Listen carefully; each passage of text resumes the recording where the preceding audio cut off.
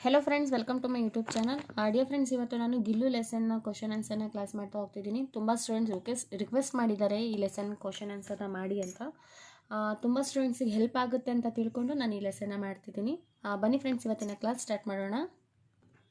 So एक वाक्य में उत्तर लिखिए, ಒಂದು ವಾಕ್ಯದಲ್ಲಿ ಉತ್ತರಿಸಿ. ಸೊ ಫಸ್ಟ್ ಕ್ವಶನ್, ಲೇಖಿका ने कौवे को क्या क्यों विचित्र पक्षी कहा है. ಲೇಖಿका ಅಂದ್ರೆ ಯಾರು? ಮಹಾದೇವಿ ವರ್ಮಾ. ಮಹಾದೇವಿ ವರ್ಮಾ ಅವರು ಕವ್ವೆ ಮೀನ್ಸ್ ಕಾಗೆ. ಮಹಾದೇವಿ ವರ್ಮಾ ಅವರು ಕಾಗೆಗಳನ್ನ ಯಾಕೆ ವಿಚಿತ್ರ ಪಕ್ಷಿ ಅಂತ ಹೇಳಿದ್ದಾರೆ ಈ ಲೆಸನ್ ಅಲ್ಲಿ. ಸೊ ಈ ಲೆಸನ್ ನೀವು ಕೇಳಿದ್ದೀರಾ ಅಂತ ಅನ್ಕೋತೀನಿ. ಸೊ ನಾನು ಶಾರ್ಟ್ ಆಗಿ ಸ್ಟಾರ್ಟಿಂಗ್ ಸ್ಟೋರಿನ ಹೇಳ್ಬಿಡ್ತೀನಿ, ಯಾಕೆ ವಿಚಿತ್ರ ಪಕ್ಷಿ ಹೇಳಿದ್ದಾರೆ ಅಂತ. ಸೊ ಈ ಲೆಸನ್ ಪ್ರಕಾರ ಅವ್ರು ಹೇಳಿದ್ದಾರೆ, ಕಾಗೆನ ಈಗ ತಿಥಿ ಮಾಡ್ತೀವಿ, ತಿಥಿಯಲ್ಲಿ ಊಟ ಅಂತ ಇಡ್ತಾರೆ, ಅದನ್ನ ಕಾಗೆ ಬಂದು ತಿಂದರೆ ಅವ್ರಿಗೆ ಆತ್ಮಕ್ಕೆ ಶಾಂತಿ ಸಿಗುತ್ತೆ ಅಂತ ಹೇಳ್ತೀವಿ. ಸೊ ಅವಾಗ ನಾವು ಕಾಗೆನ ಏನು ಮಾಡ್ತೀವಿ, ತುಂಬ ಇಂಪಾರ್ಟೆನ್ಸ್ನ ಕೊಡ್ತೀವಿ. ಸೊ ಮನೆ ಮುಂದೆ ಕಾಗೆ ಕೂಗ್ತಾ ಇದ್ರೆ ಮನೆಗೆ ನೆಂಟರು ಬರ್ತಾರೆ ಅಂತ ಹೇಳ್ತಾರೆ. ಸೊ ಅವಾಗಲೂ ನಾವು ಕಾಗೆಗೆ ಏನು ಮಾಡ್ತೀವಿ, ಇಂಪಾರ್ಟೆನ್ಸ್ನ ಕೊಡ್ತೀವಿ. ಯಾರಾದರೂ ಜಾಸ್ತಿ ಮಾತಾಡ್ತಾನೇ ಇರ್ತಿದ್ರೆ ಅವ್ರಿಗೇನು ಹೇಳ್ತಾರೆ, ಏನು ಕಾಗೆ ಥರ ಮಾತಾಡ್ತೀಯಾ ಅಂತ ಹೇಳ್ತೀವಿ. ಸೊ ಅವಾಗೇನು ಮಾಡಿದ್ವಿ, ಕಾಗೆನ ನಾವು ಅವಮಾನ ಅಥವಾ ಹೀಯಾಳಿಸ್ಕೊಂಡ್ವಿ. ನೆಕ್ಸ್ಟ್ ಇನ್ನೊಂದು, ಯಾರಾದರೂ ಚೆನ್ನಾಗಿ ಹಾಡಲಿಲ್ಲ ಅಂದರೆ ಏನು ಕಾಗೆ ಥರ ಹಾಡ್ತೀಯಲ್ಲ ಅಂತ ಹೇಳ್ತೀವಿ. ಸೊ ಅವಾಗಲೂ ನಾವೇನು ಮಾಡಿದ್ವಿ, ಕಾಗೆನ ನಾವು ಹೀಯಾಳಿಸ್ಕೊಂಡ್ವಿ. ಸೊ ಕಾಗೆ ವಿಚಿತ್ರ ಪಕ್ಷಿ ಯಾಕಪ್ಪ ಅಂದರೆ ಕಾಗೆನ ನಾವು ಸನ್ಮಾನನ ಕೂಡ ಮಾಡ್ತೀವಿ, ಇಂಪಾರ್ಟೆನ್ಸ್ ಕೂಡ ಕೊಡ್ತೀವಿ. ಸೊ ಅದೇ ಥರ ಅದಕ್ಕೆ ನಾವು ಅವಮಾನ ಕೂಡ ಮಾಡ್ತೀವಿ. ಅದಕ್ಕೆ ಕಾಗೆಯನ್ನು ಲೇಖಿಕ ಅವರು ವಿಚಿತ್ರ ಪಕ್ಷಿ ಅಂತ ಹೇಳಿದ್ದಾರೆ. ಸೊ ಇದಕ್ಕೆ ಆನ್ಸರ್ ಎಲ್ಲಪ್ಪ ಇದೆ ಅಂದರೆ ಪೇಜ್ ನಂಬರ್ 13 ಇಲ್ಲಿದೆ ನೋಡಿ. काकाभूषुंडी ಅಂದರೆ कागे. काकाभूषुंडी भी एक विचित्र पक्षी है, एक साथ समाधारित, अनाधारित, अति सम्मानित और अति अवमानित पक्षी है. सो नेक्स्ट, इसलिए ಇದಕ್ಕೋಸ್ಕರ ಲೇಖಿका ने कौवे को विचित्र पक्षी कहा है. ಕ್ಯೂ ಅನ್ನನ್ನು ತೆಗೆದಾಕಿ. ಹೀಗಾಗಿ ಲೇಖಿಕ ಅವರು ಕಾಗೆಯನ್ನು ವಿಚಿತ್ರ ಪಕ್ಷಿ ಅಂತ ಹೇಳಿದ್ದಾರೆ. ನೆಕ್ಸ್ಟ್ ಕ್ವಶನ್, ಗಿಲ್ಹರಿ ಕಾ ಬಚ್ಚಾ ಕಹಾಂ ಪಡಾ ಥಾ. ಗಿಲ್ಹರಿ ಅಂದರೆ ಅಳಿಲು. ಅಳಿಲಿನ ಮಗು ಮರಿ ಎಲ್ಲಿ ಬಿದ್ದಿತ್ತು. ಇದಕ್ಕೆ ಆನ್ಸರು ಪೇಜ್ ನಂಬರ್ 14 ಸ್ಟಾರ್ಟಿಂಗಲ್ಲೇ ಇದೆ ನೋಡಿ. ಗಮ್ಲೆ ಔರ್ ದೀವಾರ್ ಕೆ ಸಂಧಿ ಮೇ. ಸೊ ಗಮ್ಲೆ ಅಂದರೆ ಹೂಕುಂಡ, ಔರ್ ದೀವಾರ್ ಅಂದರೆ ಗೋಡೆ. ಹೂಕುಂಡ ಮತ್ತು ಗೋಡೆಯ ಮಧ್ಯದಲ್ಲಿ ಏನಾಗಿತ್ತು, ಅದು ಅಳಿಲಿನ ಮರಿ ಬಿದ್ದಿತ್ತು. ಸೊ ಇದಕ್ಕೆ ಆನ್ಸರು ಗಿಲ್ಹರಿ. ಇಲ್ಲಿ ಸ್ಟಾರ್ಟಿಂಗ್ ಸೇರಿಸ್ಕೊಳ್ಳಿ. ಗಿಲ್ಹರಿ ಕಾ ಬಚ್ಚಾ ಗಮ್ಲೆ ಔರ್ दीवार की संधि में छिपा हुआ था. सो ಇನ್ನೊಂದ್ಸತಿ, गिलहरी का बच्चा गमले और दीवार की संधि में छिपे ಅಂತಿದೆ, ಅದನ್ನ छिपा हुआ था ಅಂತ ಮಾಡ್ಕೊಳ್ಳಿ. छिपा हुआ था. यह ಇದು घोंसले से गिर पड़ा था. घोंसले ಅಂದ್ರೆ ಆ ಪಕ್ಷಿ ಗೂಡಿಂದ ಬಿದ್ದಿತ್ತು. ಸೊ ಥರ್ಡ್ ಕ್ವಶನ್, ಲೇಖಿका ने गिल्लू के घावों पर क्या लगाया. ಲೇಖಿಕಾ ಅವರು ಗಿಲ್ಲು ಅಂದರೆ ಗಿಲ್ಹರಿಗೆ ಒಂದು ಹೆಸರಿಟ್ಟಿರ್ತಾರೆ, ಅದ್ರ ಹೆಸರೇನು ಗಿಲ್ಲು. ಲೇಖಿಕಾ ಅವರು ಗಿಲ್ಲು ಅವರ ಘಾವ್ ಅಂದರೆ ಗಾಯದ ಮೇಲೆ ಏನು ಹಚ್ಚಿದ್ರು. ಸೊ ಇದಕ್ಕೆ ಆನ್ಸರು ಪೇಜ್ ನಂಬರ್ 14 रूई से रक्त पोंछकर घावों पर पेंसिलिन का मरहम लगाया. ಸೊ ಲೇಖಿका ने रूई से, ಲೇಖಿಕಾ ಅವರು ಗಿಲ್ಹರಿ ಕೋ, ಅಲ್ಲೂ ಸೇರಿಸ್ಕೊಳ್ಳಿ. ಲೇಖಿಕಾ ಅವರು ಗಿಲ್ಹರಿ ಕೋ ರೂಯಿ ಸೆ, ರೂಯಿ ಅಂದರೆ ಹತ್ತಿಯಿಂದ ರಕ್ತ ಪೋಂಚ್ಕರ್ ರಕ್ತನ ಒರೆಸಿ, ಘಾವ್ ಅಂದರೆ ಗಾಯದ ಮೇಲೆ ಪೆನ್ಸಿಲಿನ್ ಕಾ ಮರ್ಹಮ್ ಲಗಾಯ, ಪೆನ್ಸಿಲಿನ್ನ ಏನು ಹಚ್ಚಿದ್ರು, ಆಯಿಂಟ್ಮೆಂಟ್ ಹಚ್ಚಿದ್ರು. ಲೇಖಿका ने गिलहरी को रूई से रक्त पोंछकर घावों पर पेंसिलिन का मरहम लगाया. ಸೊ ವರ್ಮಾಜಿ ಅಂದರೆ ಮಹಾದೇವಿ ವರ್ಮಾಜಿ ಗಿಲ್ಹರಿ ಕೋ ಕಿಸ್ ನಾಮ್ ಸೆ ಬುಲಾತಿ ಥಿ. ಮಹಾದೇವಿ ವರ್ಮಾ ಅವರು ಅಳಿಲಿನ ಮರಿಯನ್ನ ಯಾವ ಹೆಸರಿಂದ ಕರಿತಿದ್ರು. ಸೊ ಅದಕ್ಕೆ ಆನ್ಸರ್ ಇಲ್ಲೇ ಇದೆ, ಗಿಲ್ಲು. ಸೊ ಅದನ್ನೇ ಬರ್ಕೊಳ್ಳಿ. ವರ್ಮಾಜಿ ಗಿಲ್ಹರಿ ಕೋ ಗಿಲ್ಲು ನಾಮ್ ಸೆ ಬುಲಾತಿ ಥಿ. ಗಿಲ್ಲು ಅನ್ನೋ ಹೆಸರಿಂದ ಕರಿತಾ ಇದ್ರು. ಸೊ ನೆಕ್ಸ್ಟ್ ಕ್ವಶನ್, ಗಿಲ್ಹರಿ ಕಾ ಲಘು ಗಾತ್ ಕಿಸ್ಕೆ ಭೀತರ್ ಬಂದ್ ರಹತಾ ಥಾ. ಅಂದರೆ ಗಿಲ್ಲರಿನ ಸ್ವಲ್ಪ ಭಾಗ ಅಂದರೆ ಸ್ವಲ್ಪ, ಕಿಸ್ಕೆ ಭೀತರ್ ಯಾವುದರಿಂದ, ಬಂದ್ ಅಂದರೆ ಕ್ಲೋಸ್ ಆಗ್ತಿತ್ತು, ಏನಾಗ್ತಿತ್ತು. ಸೊ ಇದಕ್ಕೆ ಆನ್ಸರು ಪೇಜ್ ನಂಬರ್ 15 ಗಿಲ್ಹರಿ ಕಾ ಅಗ್ಲೇದೋ ಪಂಜೋ ಅಂದರೆ ಪಾದ, पंजे और सिर ಅಂದರೆ ತಲೆ ಅತಿರಿಕ್ತ ಸಾರಾ ಲಘುಗಾತ್ ಲಿಫಾಫೆ ಮೇ ಭೀತರ್ ಬಂದ್ ರಹತಾ ಥಾ. ಅಂದರೆ ತಲೆ ಮತ್ತೆ ಕಾಲು ಎರಡನ್ನೂ ಮೇಲೆತ್ಕೋತಿತ್ತು. ಇನ್ನು ಮಿಕ್ಕಿದೆಲ್ಲ ಭಾಗ ಲಿಫಾಫೆ. ಲಿಫಾಫೆ ಅಂದರೆ ಒಂದು ಕಾಗದ ಇದಿರುತ್ತಲ್ಲ, ಕಾಗದದಲ್ಲಿ ಪೇಪರಲ್ಲಿ ರೌಂಡಕ್ಕೆ ಮಾಡಿರ್ತಾರೆ ಅದಕ್ಕೊಂದು ಪ್ಲೇಸು. ಆ ಪ್ಲೇಸಲ್ಲಿ ಕಾಲು ಮತ್ತು ತಲೆ ಮೇಲ್ಬಿಟ್ಟು ಇನ್ನು ಮಿಕ್ಕಿದ ಭಾಗ ಎಲ್ಲ ಆ ಲಿಫಾಫೆಯಲ್ಲಿ ಬಂದು ಹೋಗ್ತಾ, ಅಂದರೆ ಅದಕ್ಕೆ ಅದ್ರ ಭಾಗ ಕೆಳಗಿರ್ತಿತ್ತು, ಆ ತಲೆ ಮತ್ತು ಕಾಲು ಮೇಲಿರ್ತಿತ್ತು. ಸೊ ಇದಕ್ಕೆ ಆನ್ಸರು गिलहरी के अगले दो पंजों और सिर के अतिरिक्त सारा लघुगात लिफाफे के भीतर बंद रहता था. नेक्स्ट क्वेश्चन, गिलहरी का प्रिय खाद्य क्या था? ಸೊ ಗಿಲ್ಹರಿ ಪ್ರಿಯ ಖಾದ್ಯ ಅಂದರೆ ಅದಕ್ಕೆ ತುಂಬ ಇಷ್ಟವಾದ ಊಟ ತಿಂಡಿ ವಸ್ತು ಯಾವುದು? ಸೊ ಇದಕ್ಕೆ ಆನ್ಸರು ಪೇಜ್ ನಂಬರ್ 16 ಅಲ್ಲಿದೆ. ಕಾಜು ಉಸ್ಕಾ ಪ್ರಿಯ ಖಾದ್ಯ ಥಾ. ಅಲ್ಲಿ ಉಸ್ಕಾ ಅನ್ನೋ ಜಾಗದಲ್ಲಿ ಗಿಲ್ಹರಿಕಾ ಅಂತ ಸೇರಿಸ್ಕೊಳ್ಳಿ. ಕಾಜು ಗಿಲ್ಹರಿಕಾ ಪ್ರಿಯ ಖಾದ್ಯತ. ಕಾಜು ಅಂದರೆ ಗೋಡಂಬಿ. ಗೋಡಂಬಿ ಅದಕ್ಕೆ ತುಂಬ ಇಷ್ಟವಾದ ಖಾದ್ಯ ಆಗಿತ್ತು. ಸೊ ನೆಕ್ಸ್ಟ್ ಕ್ವಶನ್, ಲೇಖಿಕಾ ಕೋ ಕಿಸ್ ಕಾರಣ ಸೆ ಆಸ್ಪತಾಲ್ ಮೇ ರಹನಾ ಪಡ? ಲೇಖಿಕಾ ಅವರಿಗೆ ಯಾವ ಕಾರಣದಿಂದ ಆಸ್ಪತ್ರೆಯಲ್ಲಿ ಇರಬೇಕಾಯಿತು?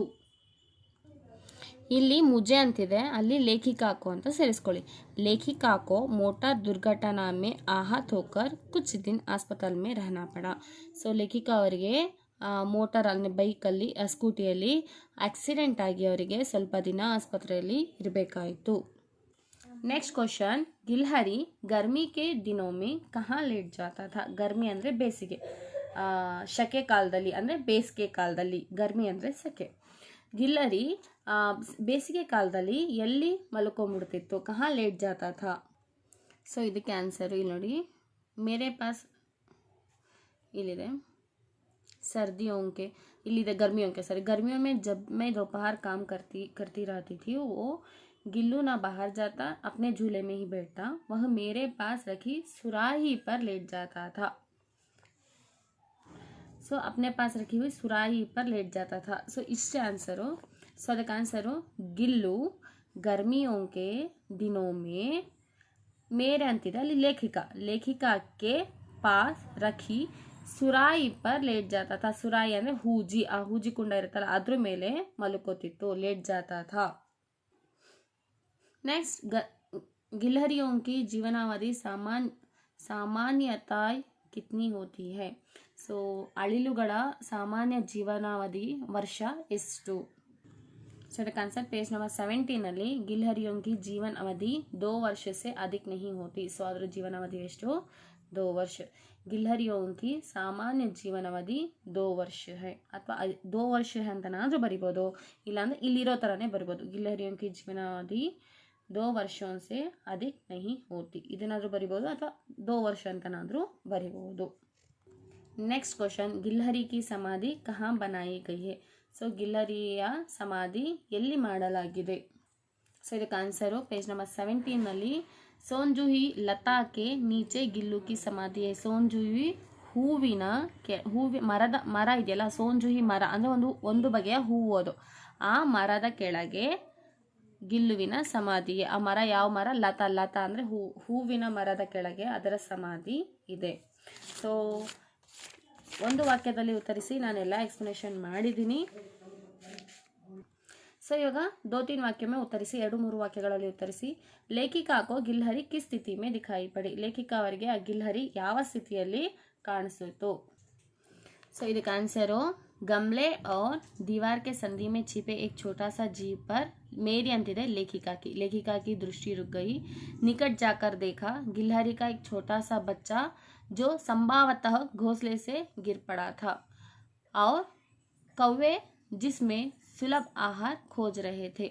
लास्ट, इस स्थिति में लेखिका को गिलहरी का बच्चा दिखा. क्वेश्चन अಲ್ಲೇ ಇದೆ, इस ಅಲ್ಲಿ ಯಾವ ಕುछ ಸ್ಥಿತಿ ಅಂತಿದೆ, ಅಲ್ಲಿ ನೀವು इस स्थिति में गिलहरी का बच्चा लेखिका को दिखा. ಇಲ್ಲಿ ಕಿಸ್ ಅಂತಿದೆಯಲ್ಲ, ಸೊ ಕಿಸ್ ತೆಗೆದ್ಬಿಟ್ಟು ಇಲ್ಲಿ इस स्थिति में लेखिका को गिलहरी का बच्चा दिखाई पड़ी ಅಂತ ಬರೀಬಹುದು. ಲೇಖಿಕಾನೆ ಗಿಲ್ಲು ಕೆ ಪ್ರಾಣ ಕೈಸೆ ಬಚಾಯೆ? ಲೇಖಿಕಾ ಅವರು ಗಿಲ್ಲುವಿನ ಪ್ರಾಣ ಹೇಗೆ ಉಳಿಸಿದ್ರು? ಸೊ ಪೇಜ್ ನಂಬರ್ 14 ಅಲ್ಲಿ ಇಲ್ಲಿ ಹೋಲೆಸೆ, ಇಲ್ಲಿ ಫಸ್ಟ್ ಉಸೆ ಅಂತಿದೆ, ಇಲ್ಲಿ ಸ್ಟಾರ್ಟಿಂಗ್ ಅಲ್ಲಿ ಲೇಖಿಕಾನೆ ಗಿಲ್ಹರಿ ಕೋ ಇಲ್ಲಿ ಸೇರಿಸ್ಕೋಬೇಕು ಇಲ್ಲಿಂದ. लेखिका ने गिलहरी को होले से उठाकर निधानವಾಗಿ ಎತ್ಕೊಂಡು अपने कमरे में ले आई, तन रूमिಗೆ तಗೊಂबंದ್ರು. फिर रुई से रक्त पोंछकर घावों पर पेंसिलिन का महरम लगाया. कई घंटों के उपरांत उसके मुंह में एक बूंद पानी टपकाया जा सका. तीसरे दिन वह इतना अच्छा और आश्वस्त हो गया कि मेरी इंद्र लेखिका की उंगली अपने दो नन्हे पंजों से लेखिका की उंगली अपने दो नन्हे पंजों से पकड़कर नीले. ಸೊ ಇದು ಅವಶ್ಯಕತೆ ಇಲ್ಲ, ಇಲ್ಲಿವರೆಗೂ ಮಾತ್ರ ಬರೀರಿ. ಇಲ್ಲಿವರೆಗೂ कई घंटों के उपचार के उपरांत उसके मुंह में एक बूंद पानी टपकाया जा सका. तीसरे दिन वह इतना ಬೇಡ, तीसरे दिन वह अच्छा हो गया. ಸಾಕಷ್ಟೇ.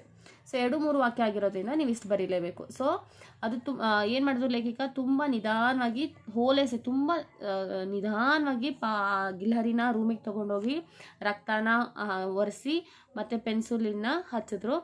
ಎಷ್ಟೊಂದು ಗಂಟೆಗಳ ಆದಮೇಲೆ ಒಂದೇ ಒಂದು ಏಕ್ ಬೂಂದ್ ಅಂದರೆ ಒಂದು ಹನಿ, ಆ ಒಂದು ಹನಿ ನೀರನ್ನು ಅದ್ರ ಬಾಯಿಗೆ ಹಾಕಲಾಯಿತು. ಅಂದರೆ ಅಷ್ಟು ಗಂಭೀರ ಸ್ಥಿತಿಲಿದ್ದು 3ನೇ ದಿನ ಆ ಗಿಲ್ಹರಿ ತುಂಬ ಚೆನ್ನಾಗಾಯಿತು, ಹುಷಾರಾಯಿತು. ಸೊ ನೆಕ್ಸ್ಟ್ लेखिका का ध्यान आकर्षित करने के लिए गिल्लू क्या करता था. ಲೇಖಿಕಾ ಅವರ ಧ್ಯಾನ ಆಕರ್ಷಣೆಯನ್ನು ಮಾಡೋದಕ್ಕೆ ಗಿಲ್ಲುನ ನೋಡ್ಲಿ ಅನ್ನೋದಕ್ಕೆ ಗಿಲ್ಲು ಏನು ಮಾಡ್ತಿತ್ತು. ಸೊ ಇಲ್ಲಿದೆ ನೋಡಿ ಪೇಜ್ ನಂಬರ್ 14 जब मैं अंतिದೆ, जब ಅಲ್ಲಿ ಲೇಖಿಕಾ, जब लेखिका लिखने बैठती थी तब अपनी और मेरा अंतिದೆ ಲೇಖಿಕಾ का. ಸೊ ಇಲ್ಲಿ जब मैं अंतिದೆ ಲೇಖಿಕಾ, मेरा अंतिದೆ ಲೇಖಿಕಾ. जब लेखिका लिखने बैठती थी अपनी और, अपनी ಅಂದರೆ ಗಿಲ್ಹರಿ, अपनी अंतने बरीरी, अपनी और मेरा लेखिका का ध्यान आकर्षित करने के लिए उसे ಅಂದರೆ गिलहरी को इतनी तीव्र इच्छा होती थी कि उसने एक अच्छा उपाय खोज लिया. वह ಅಂತನಾದರೂ ಬರಿಬೋದು, ಇಲ್ಲ ಗಿಲ್ಹರಿ ಅಂತನಾದರೂ ಬರಿಬೋದು. ಬಟ್ ಇಲ್ಲಿ ಮೇರೆ ಅಂತಿರೋದನ್ನ ಲೇಖಿಕಾಕ್ಕೆ ಅಂತಲೇ ಬರೀರಿ. वह लेखिका के पैर तक आकर सर से पर्दे पर चढ़ जाता और फिर उसी तेजी से उतरता. उसका यह दौड़ना का क्रम तब तक चलता जब तक लेखिका उसे पकड़ने के लिए ना उड़ती. ಸೊ ಅದೇನು ಮಾಡ್ತಿತ್ತು, ಕಾಲಿಂದ ಪರ್ದೆ ಅಂದರೆ ಸ್ಕ್ರೀನ್ ಹಾಕಿರ್ತೀವಿ, ಆ ಸ್ಕ್ರೀನ್ ಮೇಲೆ ಹತ್ಬಿಡ್ತಿತ್ತು, ಮತ್ತು ಅಲ್ಲಿಂದ ಮತ್ತೆ ಕೆಳಗೆ ಇಳಿತಿತ್ತು. ಅವ್ರ ಕಾಲಿಂದ ಕಾಲು ಟಚ್ ಮಾಡಿಕೊಂಡು ಏನು ಮಾಡ್ತಿತ್ತು, ಪರ್ದೆ ಮೇಲೆ ಹತ್ತುತ್ತಿತ್ತು, ಮತ್ತು ಪರ್ದೆಯಿಂದ ಕೆಳಗೆ ಇಳಿತಿತ್ತು. ಈ ಕ್ರಮ ಎಲ್ಲಿವರೆಗೂ ನಡೀತಿತ್ತು ಅಂದರೆ ಲೇಖಿಕಾ ಅದನ್ನು ಹಿಡ್ಕೊಳ್ಳೋಕ್ಕೆ ಎಲ್ಲಿವರೆಗೂ ಎದೊಳೋದಿಲ್ವೋ ಅಲ್ಲಿವರೆಗೂ ಈ ಕ್ರಮ ಹಾಗೆ ನಡೀತಾ ಇತ್ತು.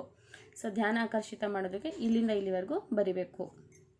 ಇದು ಆ್ಯಕ್ಚುಲಿ ತುಂಬ ಇಂಪಾರ್ಟೆಂಟ್ ಕ್ವಶನು. ಇದು ತುಂಬ ಸತಿ ಎಕ್ಸಾಮ್ಸ್ಗಳಲ್ಲಿ ಬಂದಿದೆ ಫ್ರೆಂಡ್ಸ್. ಸೊ ನೆಕ್ಸ್ಟ್, वर्मा जी को चौंकाने के लिए गिल्लू कहाँ छिप जाता था. ವರ್ಮಾಜಿ ಅವರಿಗೆ ಚೌಕಾನೆಕೆ ಅಂದರೆ ಆಶ್ಚರ್ಯಪಡಿಸೋದಕ್ಕೆ ಆ ಗಿಲ್ಲು ಎಲ್ಲಿ ಹತ್ತುತ್ತಿತ್ತು, ಬಚ್ಚಿಕೋತಿತ್ತು, छिप जाता था. ಸೊ ಪೇಜ್ ನಂಬರ್ 15 ಮುಜೆ ಅಂತಿದೆ, ಲೇಖಿಕಾಕು ಅಂತ ಬರ್ಕೊಳ್ಳಿ. ಲೇಖಿಕಾಕು ಚೌಂಕಾನೆ ಕಿ ಇಚ್ಛಾ ಉಸ್ಮೆ ಗಿಲ್ಹರಿ ಮೇ, ಲೇಖಿಕಾಕು ಚೌಂಕಾನೆ ಕಿ ಇಚ್ಛಾ गिलहरी में ना जाने कब और कैसे उत्पन्न हो गई थी. कभी फूलदाने के फूलों में छिप जाता, कभी पर्दों के चुन्नाट में और कभी सोनजाही पत्तियों में छिप जाता था. फूलदाने के फूली में मीन्स फ्लवर ಪಾಟಲ್ಲಿ, ಆಮೇಲೆ ಕಬಿ ಪರ್ದೆ ಅಂದರೆ ಸ್ಕ್ರೀನಲ್ಲಿ, ಚುನ್ನಾಟ ಅಂದರೆ ನೆರಿಗೆ, ಆ ಸ್ಕ್ರೀನ್ ನೆರಿಗೆ ಹತ್ರ ಹೋಗಿ ಬಚ್ಚಿಕೋತಿತ್ತು. ಕಬಿ ಸೋಂಜೂಹಿ ಪತ್ತಿಯ, ಸೋಂಜಿ ಅಂದರೆ ಹೇಳಿದ್ದೀನಿ, ಸೋಂಜಿ ಅಂದರೆ ಒಂದು ಜಾತಿಯ ಹೂವಿನ ಮರ, ಆ ಹೂವಿನ ಮರದ ಎಲೆಗಳಲ್ಲಿ ಏನು ಮಾಡ್ತಿತ್ತು, ಬಚ್ಚಿಕೋತಿತ್ತು. नेक्स्ट लास्ट क्वेश्चन, गिल्लू ने लेखिका की गैर हाजिरी में दिन कैसे बिताए. ಲೇಖಿಕಾಗೆ ಅಡ್ಮಿಟ್ ಮಾಡಿದ್ರಲ್ಲ ಹಾಸ್ಪಿಟ್ಲಿಗೆ, ಮೋಟರ್ ದುರ್ಘಟನೆ ಆಗಿ ಆ ಟೈಮಲ್ಲಿ ಗಿಲ್ಲು ಒಬ್ಬನೇ ಮನೆಯಲ್ಲಿ ಹೇಗಿತ್ತು. ಗಿಲ್ಲು ಲೇಖಿಕಾಕ್ಕೆ ಅವ್ರು ಇಲ್ಲದೆ ಇದ್ದಾಗ ಮನೇಲಿ ಗಿಲ್ಲು ಹೇಗಿತ್ತು. ಸೊ ಇಲ್ಲಿ ಪೇಜ್ ನಂಬರ್ 16 ಉನ್ ದಿನೋ ಅಂತಿದೆ, ಹಾಗೆ ಬರೀರಿ. ಉನ್ ದಿನೋ ಜಬ್ ಮೇರೆ ಅಂದರೆ ಲೇಖಿಕಾಕ್ಕೆ. उन दिनों जब लेखिका के कमरे का दरवाज़ा खोल जाता, गिल्लू अपने झूले से उतरकर दौड़ता और फिर किसी दूसरे को देखकर तेज़ी से अपने घोंसले में जा बैठता. सब उसे काजू दे जाते, परंतु अस्पताल से लौटकर जब मैंने उसके झूले की सफाई की तो उसमें काजू भरे मिले. जिसमें ज्ञात होता था किसी वजह उन दिनों अपना प्रिय खाद्य कितना कम होता था. ಅಲ್ಲಿವರೆಗೂ ಬೇಡ, ಇಲ್ಲಿವರೆಗೂ ಬರೀರಿ. उसके झूले में सफाई तो काजू भरे मिले. ಸೊ ಆ ದಿನ ಯಾರಾದರೂ ಲೇಖಿಕಾ ಅವರ ರೂಮ್ ಡೋರ್ ಓಪನ್ ಮಾಡಿದರೆ ಸಾಕು, ಗಿಲ್ಲು ಲೇಖಿಕಾನೇ ಬಂದರು ಅಂತ ಓಡೋಗ್ತಿತ್ತು. ಮತ್ತು ಆ ದೂಸರೆಕೋ ದೇಖಕ, ಬೇರೆಯವ್ರನ್ನ ನೋಡಿ ಲೇಖಿಕಾ ಅಲ್ಲ ಅಂತ ತಿಳ್ಕೊಂಡು ಮತ್ತೆ ಘೋಂಸ್ಲೆ ಅಂದರೆ ಅದರ ಜಾಗಕ್ಕೆ ಏನು ಮಾಡ್ತಿತ್ತು, ಹೋಗಿ ಕೂತ್ಕೊಂಡ್ಬಿಡ್ತಿತ್ತು. ಸೊ ಎಲ್ಲರೂ ಅದಕ್ಕೆ ಅದ್ರ ಇಷ್ಟವಾದ ಖಾದ್ಯ ಅದು ಕಾಜು. ಆ ಕಾಜುನ ತಿಂದಲೇ ಏನು ಮಾಡ್ತಿತ್ತು, ಹಾಗೆ ಇಡ್ತಿತ್ತು ಗೈರ್ ಹಾಜರಿಗೆ ಮೇ. ಸೊ ಅವ್ರು ಇಲ್ಲದೇ ಇದ್ದಾಗ ಏನು ಮಾಡ್ತಿದ್ದ, ಒಂದಿನೋ ಜಬ್ लेखकी के कमरे का दरवाज़ा खोल जाता, गिल्लू अपने झूले में उतर कर दौड़ता और फिर किसी दूसरे को देखकर तेजी से अपने घोंसले में जा बैठता. सब उसे काजू दे जाते, परंतु अस्पताल से लौटकर जब लेखिका ने उसके झूले में सफाई की तो उसमें काजू भरे मिले. सो लास्ट में सेस्ಕೊಳ್ಳಿ. इस तरह गिल्लू ने लेखिका की गैर हाजिरी में रहता था. ಇದೇ ಥರ ಅವರ ಗೈರ್ ಹಾಜರಿಗೆಯಲ್ಲಿ ಗಿಲ್ಲು ಇಸ್ ತರಹ रहता था, ಈ ಥರ ಇರ್ತಿತ್ತು. ಸೊ ಡಿಯರ್ ಫ್ರೆಂಡ್ಸ್, ಇವತ್ತಿನ ಕ್ಲಾಸ್ ನಾನು ಗಿಲ್ಲು ಲೆಸನ್ದು ಏಕ್ ವಾಕ್ಯ ಮೇ ಉತ್ತರ ಲಿಖಿಯೇ, 2-3 ವಾಕ್ಯ ಮೇ ಉತ್ತರ ಲಿಖಿಯೇ ಮಾಡಿದ್ದೀನಿ. ಸೊ ನಿಮಗೆ ಗ್ರಾಮರು ಬೇಕು ಅಂದರೆ ನನಗೆ ಹೇಳಿ, ಕಮೆಂಟ್ಸ್ ಮಾಡಿ, ನಾನು ಗ್ರಾಮರ್ ಕೂಡ ಕ್ಲಾಸ್ ಮಾಡ್ತೀನಿ. ಸೊ ಇವತ್ತಿನ ಕ್ಲಾಸ್ ನಿಮ್ಗೆ ಇಷ್ಟ ಆಗಿದೆ, ಪ್ಲೀಸ್ ಲೈಕ್ ಮಾಡಿ, ಶೇರ್ ಮಾಡಿ, ಸಬ್ಸ್ಕ್ರೈಬ್ ಮಾಡಿ. Thank you so much.